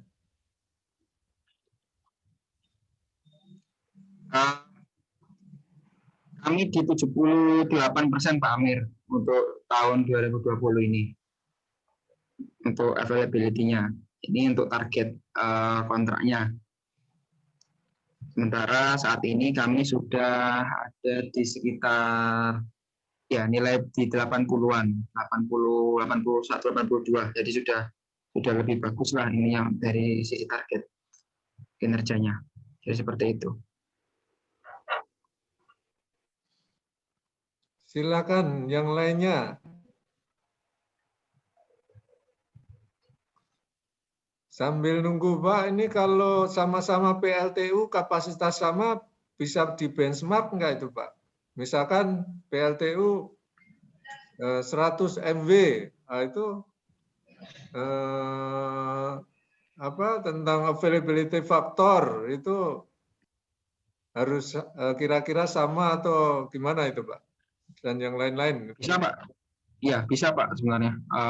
Karena kan apalagi kami kan menggunakan boiler tipe CFB ya Pak Edi. Jadi kalau boiler tipe CFB ini agak sedikit beda perlakuannya sama boiler tipe PC, menggunakan pulverize gitu kan. Boiler CFB ini mungkin best practice-nya mungkin banyak sekali kendala-kendala boiler cuplik. Jadi pada boilernya pecah gitu karena memang kami menggunakan bed material atau pasir untuk sebagai media pengantar panasnya yang ada di dalam furnace itu Pak. Jadi komposisi pasirnya juga harus pas dengan combustion yang ada di dalam furnace. Jadi kalau misalnya dia lebih cepat, akan lebih sering menghantam job, jadi akan lebih rentan untuk boiler job-nya.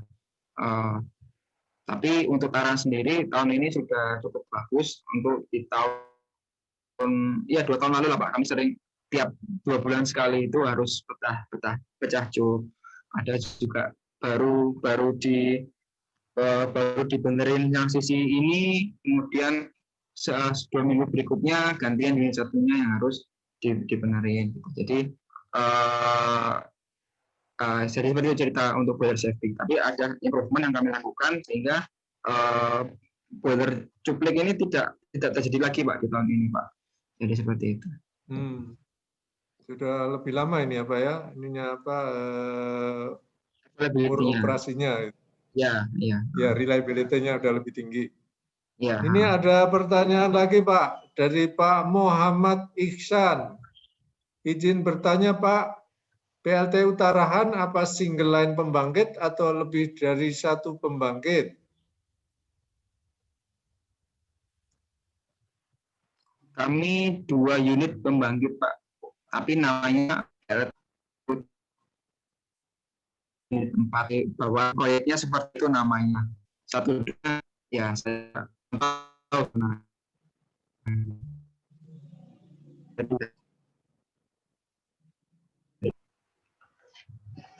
Oke. Edi. Ya, siap. Izin tanya Pak Edi. Oh ya, silakan. Ya. Pak Budi silakan langsung Pak. Ini ada hubungannya dengan Pak Edi tadi sebelumnya yang masalah pembangkit tidak hemat.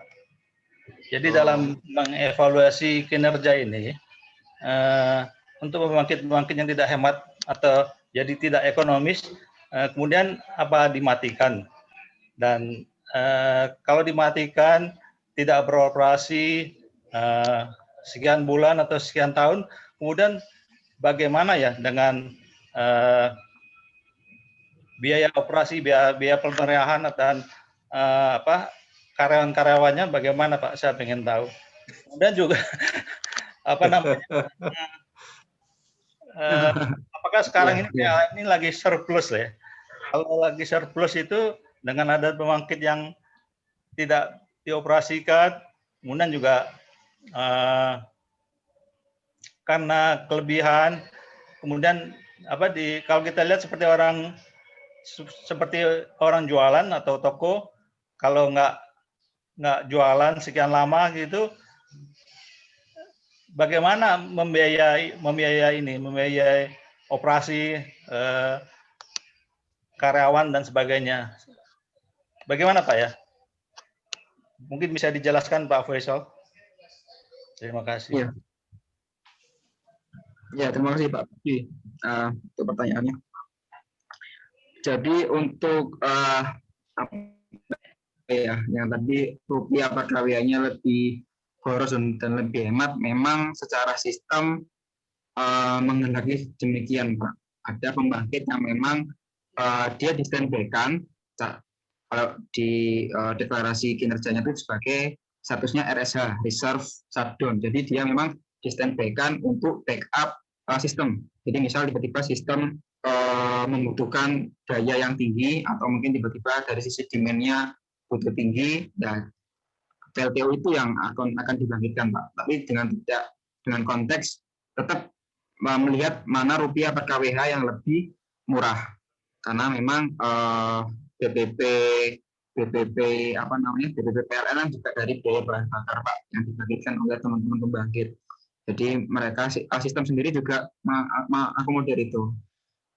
Kemudian untuk pertanyaan yang kedua mengenai surplus atau tidaknya, saya tidak ada kapabilitas untuk menjawab pertanyaan itu Pak, untuk surplus atau tidaknya. Tapi yang bisa saya sampaikan di sini adalah semenjak pandemi tren pemakaian listrik ini cenderung turun karena banyak pabrik-pabrik atau mungkin warehouse yang saat beban puncak saat malam hari itu dimatikan gitu. Jadi semenjak pandemi ini cenderung kami diakomodir oleh sistem harus turun beban. Jadi seperti itu Pak.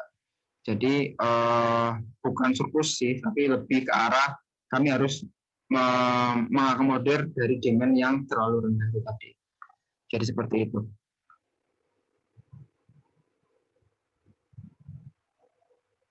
Bagaimana Pak Budi? Ya oke, tapi yang pertanyaan pertama tadi, jadi kalau saat ada pembangkit yang nggak ekonomis, dia tetap dioperasikan ya, tapi cuma tidak didistribusikan. Apa begitu, Pak? Apa stop mesinnya, pembangkitnya? Jadi seperti ini Pak, jadi seperti ini.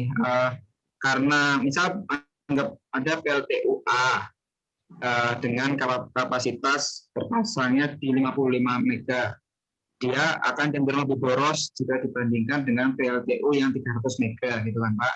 Okay. Nah, tapi kemudian statusnya PLTU-A tadi yang 55 MB tadi dia standby untuk siap dinyalain Pak. Jadi memang ada durasi tersendiri untuk biasanya ramp up unit mereka akan step di 10 jam atau mungkin di 12 jam untuk masuk ke sistem, karena kan untuk pemanasan boiler segala macam gitu kan Pak, untuk temperatur mencapai temperatur yang dibutuhkan gitu. Dan ada batasan tadi 10 jam. Jadi dalam waktu 10 jam mereka harus bisa membantu sistem unik. Jadi seperti itu. Jadi mereka tetap ketika memang tidak dibutuhkan, ya mereka harus stop Pak, karena tidak bisa PLTU itu running sendiri tapi nggak masuk ke sistem. Jadi mereka harus masuk ke sistem kalau misalnya dia running, gitu. Oke, jadi ada yang di standby-kan, ada juga yang di stop ya? Korek Pak, ya di standby-kan ada yang di stop. Biasanya tiba-tiba pembangkit yang di standby-kan yang untuk ini tiba-tiba pembangkit yang untuk piker, jadi yang di saat beban tinggi, misalnya di PLTG, mungkin pembangkit yang menggunakan gas itu kan biasanya durasi startup-nya lebih cepat Pak daripada pembangkit PLTU. Jadi seperti itu. Oke, atau kalau mungkin yang pembangkit PLTA itu. Pak Faisal, maaf, kalau yang di stop sampai lebih dari 1 tahun ada Pak? Atau sampai 2 tahun, 3 tahun stop, sampai betul-betul stop lah. Ada Pak pembangkit yang begitu Pak ya? Sampai saat ini tidak ada Pak pembangkitan seperti itu.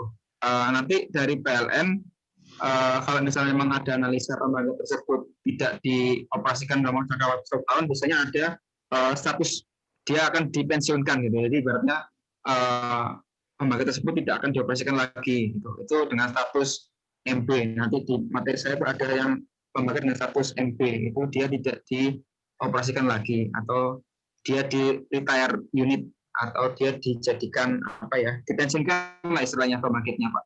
Jadi seperti itu, tidak akan dioperasikan lagi karena kalah bersaing dengan PLTU yang kapasitasnya besar. Oke, baik. Terima kasih Pak Faisal.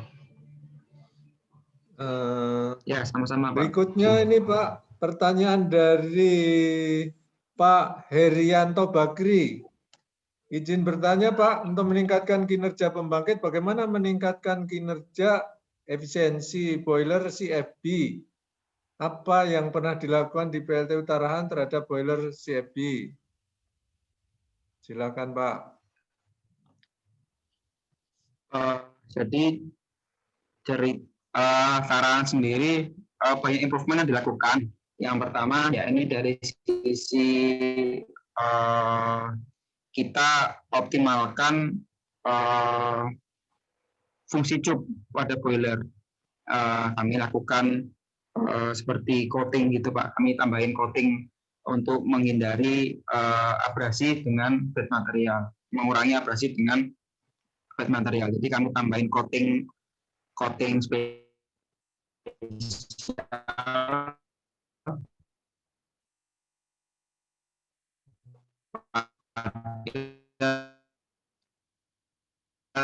cup tersebut.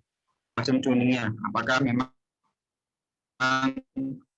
combustion tuning yang sebelumnya ini masih bisa dipakai atau tidak, karena kan saya dan akan sinkron ke sana.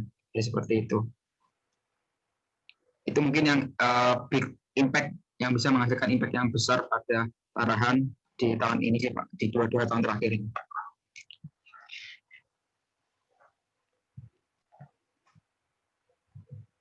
Mungkin ini Pak, apa menambahkan pertanyaan Pak Herianto. Ini kalau boiler CFB efisiensinya untuk operasi range-nya dari berapa sampai berapa ya Pak?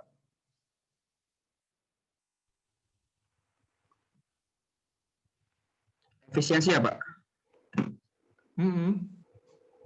Kan mungkin pertama kali habis di servis efisiensinya yang maksimal, terus kemudian dengan perjalanan waktu turun maintenance lagi. Oh, ya. Itu. Jadi di commissioning kami di angka 2.700 Pak Edi. Nah, itu hasil commissioning full load untuk 100 MW itu di sekitar 2.700. Tahun ini seiring berjalan waktu, tahun ini nyampe di sekitar 2.900. Jadi ada penurunan hit rate. Jadi seperti itu. Ya. Oke. Berikutnya ini pertanyaan dari Pak Muhammad Iksan ya.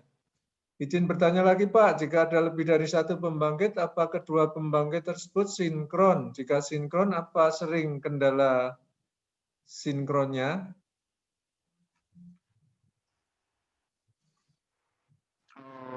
Kalau sudah sinkron, biasanya tidak ada kendala Pak untuk PLTU kami Pak. Karena memang sudah sistemnya sudah koordinat kontrol, jadinya memang sudah auto untuk proses sinkron ke sistem ini sih Pak. Mungkin pertanyaannya begini Pak, jadi kalau ada beberapa pembangkit dan harus sinkron, nah sekarang kendala-kendala beberapa pembangkit yang harus sinkron ini bagaimana? Kendala, itu nanti akan ini Pak, diprioritaskan sekali lagi dari merit order yang tadi yang saya sebutkan dari teman-teman P3B gitu. Jadi tidak pernah ada cerita pembangkit itu rebutan masuk, tapi memang harus ada sedikit jeda waktu agar pembangkit tersebut bisa sinkron ke sistem Pak. Jadi seperti itu. Ya. Jadi memang dari P3B-nya sudah ngatur untuk tidak saling numpuk-numpuk gitu Pak. Oke, ini pertanyaan berikutnya dari Pak Helmi Rosadi. Pak Faisal, mohon izin tanya dari sisi overall kinerja, mana yang lebih baik? EAF 90% dan E4 3%, ataukah EAF 85% dan E4 0,5%? Mohon pencerahan.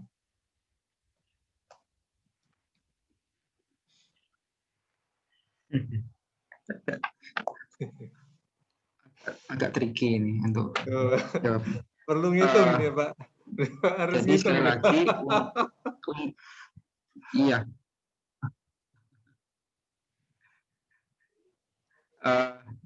Jadi kalau misalnya kasusnya untuk di EAF 90 dengan E4 3 berarti ada jatah SOF 7%.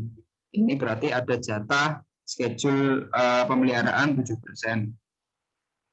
Kemudian ketika dibandingkan dengan EAF 85 dengan E4 0,5 berarti ada jatah pemeliharaan yang cukup banyak di sana. Sebenarnya konteksnya yaitu yang pertama adalah dari sisi kehandalan. Bagaimana caranya lebih handal tapi dengan effort yang minimal. Jadi seperti itu Pak. Jadi pilihan tersebut sebenarnya kurang begitu bisa diambil ketika tidak tahu kondisi SOF-nya. Bagaimana SOF-nya? Apakah SOF-nya karena dia extend pekerjaan, outage, atau mungkin dia ada kendala di sisi peralatannya. Jadi seperti itu. Jadi biasanya nilai EAF-nya yang harus dibagusin dulu keandalannya. Tapi kalau melihat potensi EAF-nya bagus, tapi cenderung tidak sering dibangkitkan oleh teman-teman P3B, biasanya yang diambil adalah pilihan effort yang paling effort yang rendah. Jadi seperti itu. Jadi lebih milih effort ke 0,5 dan EAF-nya di 90, Pak. Oke. Di sini yang chat sudah habis lagi. Silakan kalau ada yang mau bertanya langsung. Pak Edi. Ya. Ya, saya Rana, Pak, mau bertanya. Oh ya, Pak Rana. Baik, Silakan Pak. Ya, terima kasih Pak Faisal. Mohon maaf saya nggak dari awal tadi ikut cuma sedikit di belakang. Tapi pertanyaan saya begini. Kita tahu pada sisi pembangkit itu kalau intake air-nya itu cold, dingin, itu efisiensinya naik karena kan density daripada udaranya lebih padat begitu ya. Pertanyaan saya, dari pengalaman Pak Faisal ini kira-kira suhu intake air yang cold ini, itu kira-kira berapa derajat atau berapa penurunan derajat dari suhu udara luar katakanlah 33-34 sehingga kita tahu berapa besar beban cooling load untuk menurunkannya. Karena kita harus memasang atau memprovide dengan cooling system. Terima kasih Pak, itu aja.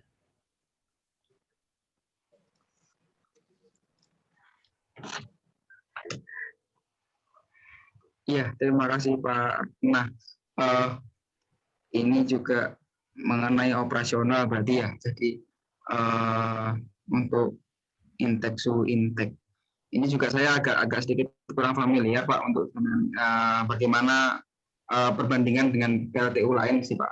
Jadi seperti itu. Jadi mungkin saya belum dapat betul ada belum membahas masalah operasional pembangkit sih Pak. Oke. Ya, baik, terima kasih. Ya.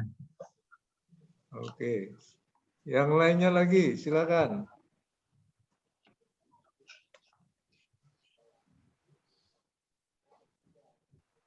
Kalau di Tarahan ini PLTU 2x100 tadi, isu operasional yang paling utama apa ini Pak? Yang harus dijaga ini menimbulkan ada masalah gitu loh, mengganggu. Nah itu apa itu? PR yang terbesar ya dari masalah boiler dan turbinnya sih Pak. Jadi ada memang potensi mungkin penurunan tadi yang saya sampaikan, penurunan efisiensi dari boiler dan turbinnya. Jadi itu yang masih menjadi PR buat kami. Jadi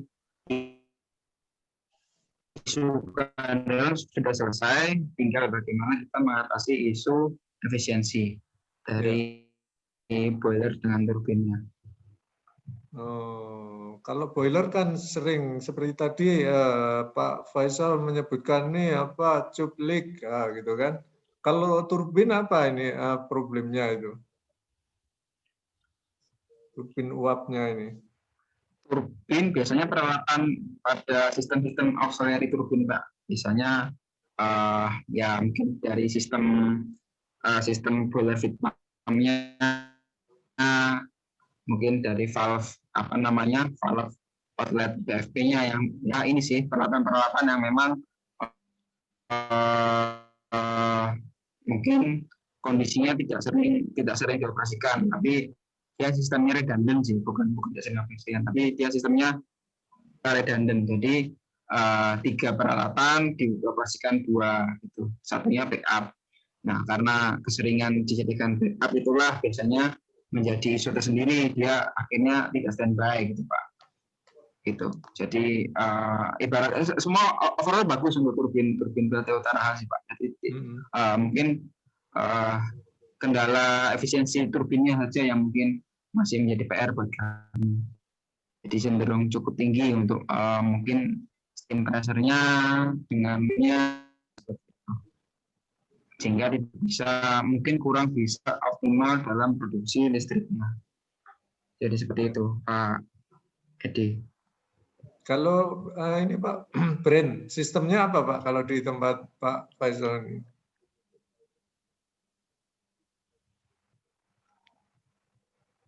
Sistem apa Pak? Ya kan misalkan oh ini Siemens, oh GE, oh ini Cina gitu loh. Ini apa nih yang di Tarahan ini?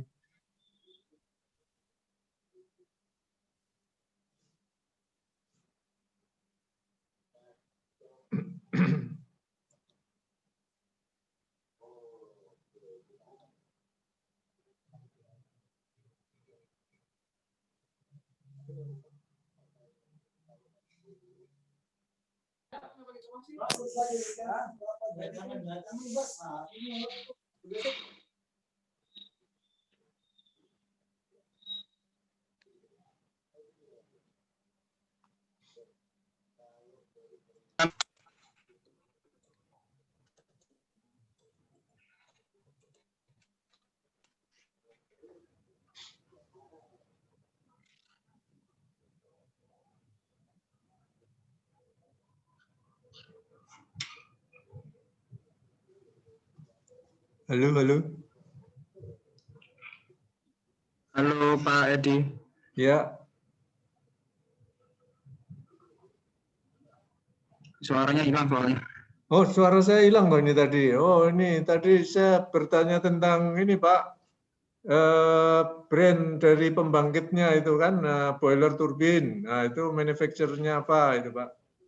Oh ya, boiler kami pakai Alstom Pak.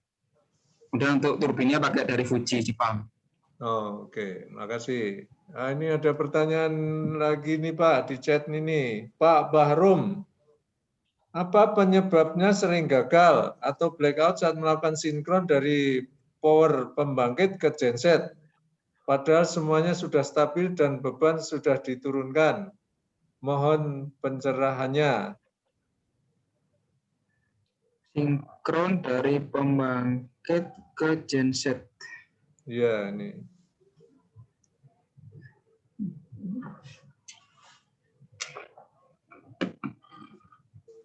Padahal sudah stabil dan beban sudah diturunkan. Ini saya belum dapat karakteristik gensetnya soalnya. Kalau misalnya tipe gensetnya dia seperti apa? Kalau harus sinkron dari ini berarti sinkron dari power pembangkit langsung ya Pak, bukan ke sistem ya ini berarti ya. Sepertinya ini ada genset, ada pembangkit. Iya.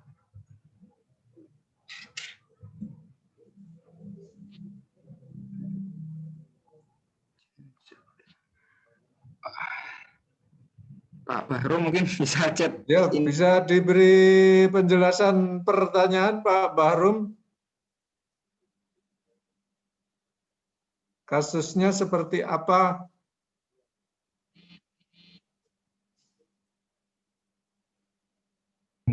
Pak Edi di copy Pak Edi. Oh ya. Iya, mungkin nanti Pak Edi, Gunawan Pak Edi. Oh ya, ini Pak Gunawan Siregar ini mau bertanya. Pak, silakan Pak. Boleh. Cuma mau komen sedikit aja nih. Tadi kan Pak Edi tanya ya, beberapa merek boiler sama gitu ya. Wah, ini nggak mau ketinggalan Pak Gunawan nih. Nggak mau Alstom ya? Bukan Alstom Pak. Kebetulan kami supply untuk PLTU PLN yang di pintu angin Pak. Mungkin Pak ini tahu. Pak Faisal. Pak Faisal ya. Ya. Kami dodolan boiler Foster Wheeler Pak.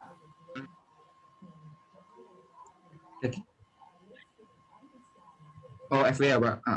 Iya FW ya. Kami terakhir supply PLN tuh yang di pintu angin di Tapanuli Tengah, Sibolga.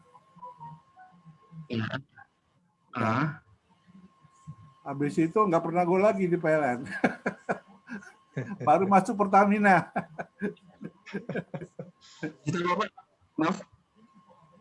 Cuman kalau nanya spare part masih tanya ke saya itu Pak, yang dari pintu angin.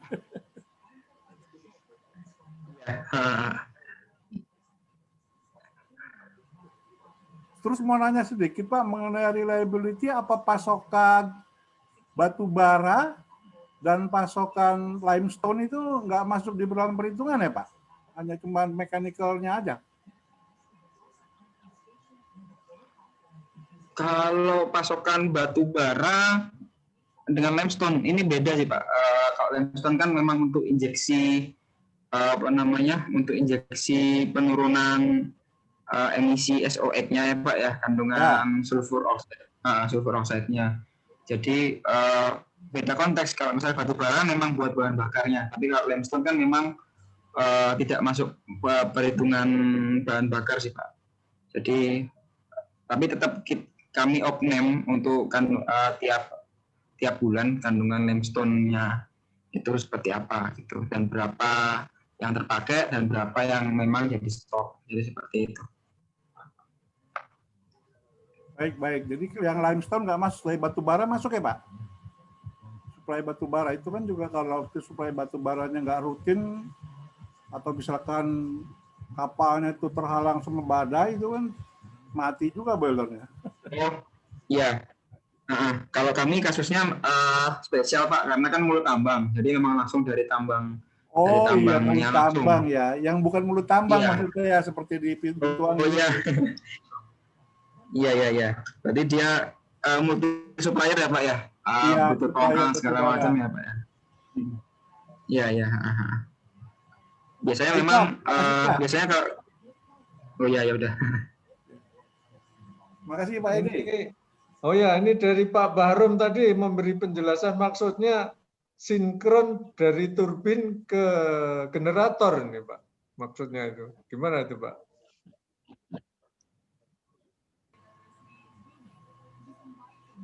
Bukan generator seperti ke genset Pak. Jadi ya, jadi ibaratnya beban harusnya ke sistem, tapi dia disimpan dulu ke genset gitu loh Pak.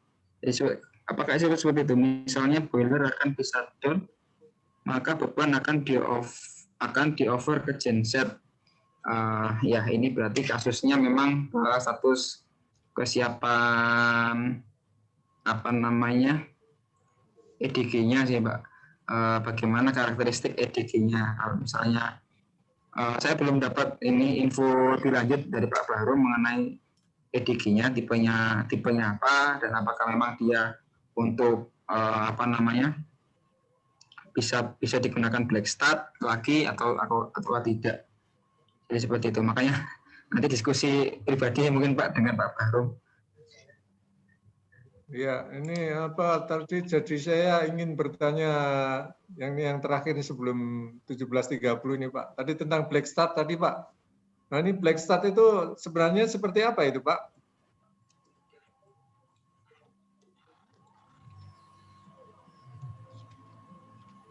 Iya Pak, gimana Pak Adi? Ya, black start itu kondisinya seperti apa nih? Banyak orang yang ingin tahu gitu, termasuk saya nih, black start-nya apa?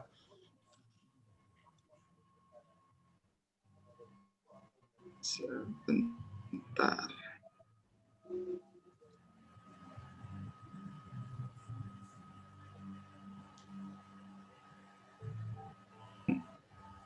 Kami bisa melakukan ini untuk energize ini Pak, energize apa namanya?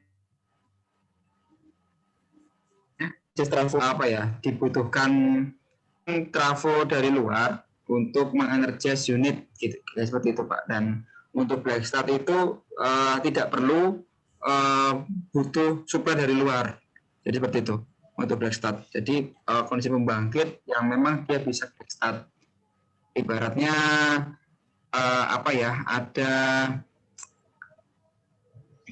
ada komponen tersendiri untuk bisa menyuplai pembangkit Pak untuk start unit. Jadi biasanya kalau start unit kan kami harus minta energize dulu trafonya, jadi seperti itu. Katakan pembangkit 100 mega itu black start-nya perlu daya berapa dan berapa lama itu Pak? Ini yang memang beda-beda sih Pak. Tergantung dari desainnya sendiri, apakah memang dia bisa jadi seperti itu Pak.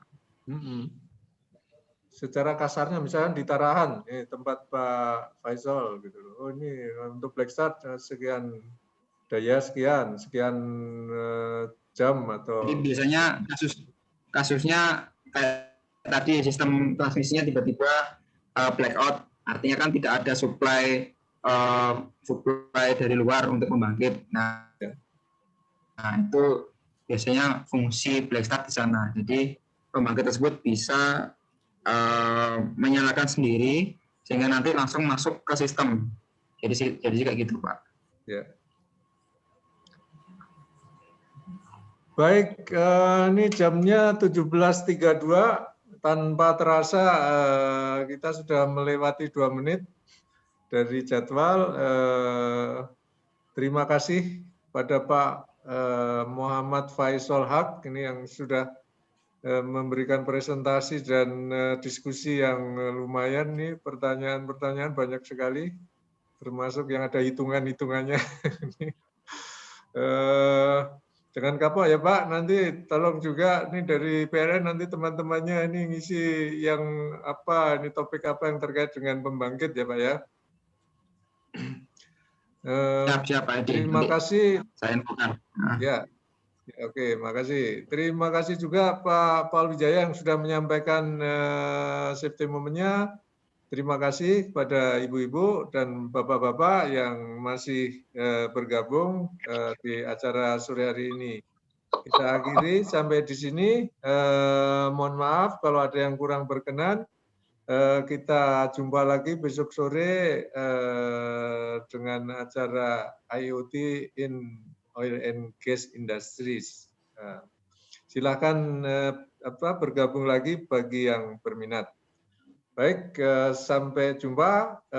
Salam sehat dan semangat selalu.